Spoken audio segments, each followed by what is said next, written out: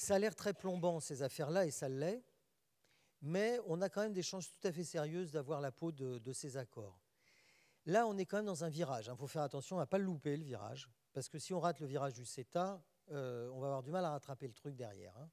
L'échéance, c'est que le texte du CETA arrive devant le Conseil des ministres, là, au mois de septembre. Donc, c'est vraiment le moment d'en parler. Il y a deux choses qui sont mises en place. Il y a une pétition en direction de Hollande. L'idée, ce n'est pas tellement de signer une pétition de plus, on en a déjà signé. Il y en a encore une qui continue, qui est celle de l'initiative européenne dont je vous parlais. L'idée, ce n'est pas signer une pétition, l'idée, c'est changer le rapport de force. Parce que ce n'est pas à 10 minutes avant la ratification qu'il faudra se réveiller. C'est véritablement maintenant. Le fait d'ailleurs qu'à un an des élections présidentielles, le Premier ministre se croit obligé de dire,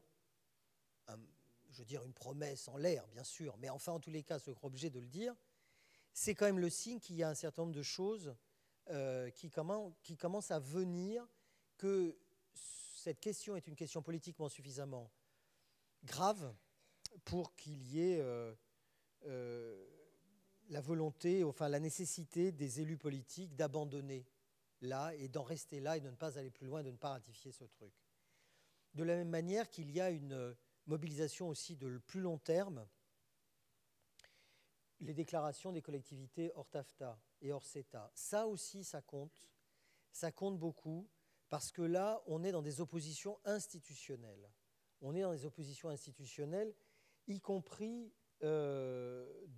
d'élus qui peuvent appartenir tout à fait au parti, au pouvoir, au niveau de l'État, ou même au parti, au pluriel, au pouvoir dans l'Union européenne. Un argumentaire spécifique au CETA a été fait. On l'a sorti, il est présent sur le site d'Attaque et sur le site du collectif. L'argumentaire pour contrer tout ce que je vous ai raconté, là, en prenant les points les uns derrière les autres, ça aussi, c'est tout à fait dans les tuyaux. Et je vous invite à vous rapprocher le plus possible de votre collectif local pour voir ce qu'il y a à faire comme mobilisation spécifique sur le CETA. Mais je voudrais dire aussi qu'on n'est pas tout seul.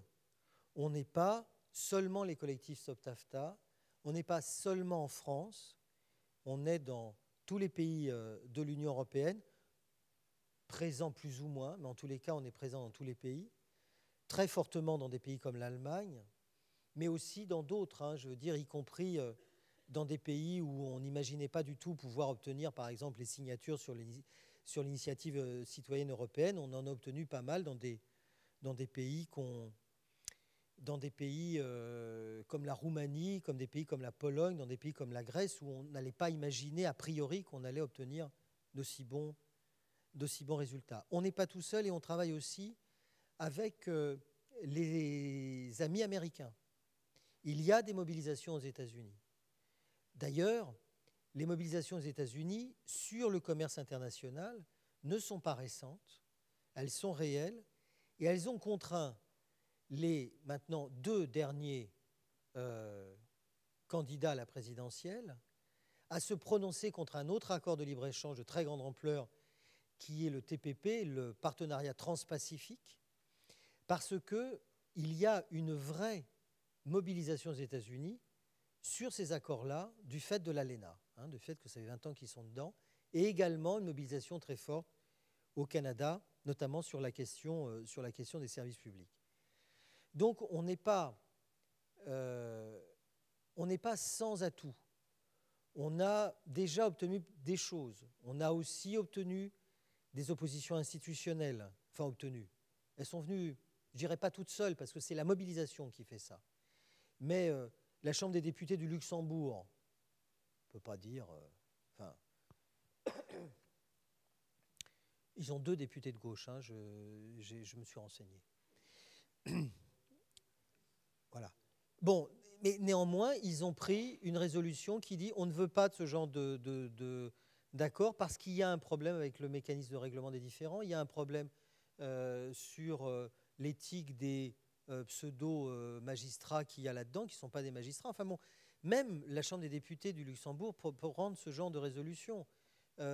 plus intéressante la résolution qui a été prise par les parlements wallons et le Parlement. Il y a un autre Parlement belge, ils en ont plusieurs, ils en ont 5, mais il y en a un autre qui a pris des résolutions contre le CETA. Ce n'est pas encore ce qui va faire dérailler le processus, comme on dit, mais déjà, ça montre qu'il y a un frémissement. Ça ne sera pas suffisant. Il faut véritablement amplifier nos mobilisations, ne pas remettre au lendemain, c'est-à-dire vraiment le faire maintenant, et faire monter de plus en plus dans l'opinion l'idée qu'on n'est pas prêt de se laisser avoir par les discours de notre gouvernement qui consiste à dire, à essayer de nous endormir en nous disant qu'ils arrêtent le TAFTA, ce qui est faux, et que c'est comme ça qu'ils risquent de nous faire oublier le CETA. Nous devons véritablement faire passer ce genre de message et répandre ça autour de nous en amplifiant nos mobilisations. Là, par exemple, il y a quelques semaines de cela, Madame Calao, la maire de Barcelone, a fait une grosse rencontre européenne avec tous ceux qui voulaient bien se déplacer, bien entendu. Ça avait quand même une certaine gueule. Et ça a une certaine portée politique parce que ça montre qu'il y a y compris des grosses villes, des petits villages, des départements, des collectivités territoriales de niveaux différents qui se manifestent et même appartenant à des partis politiques très différents les uns des autres. Et donc c'est ça l'idée. Hein. C'est vraiment pour ça que c'est fait. Ça a une portée politique.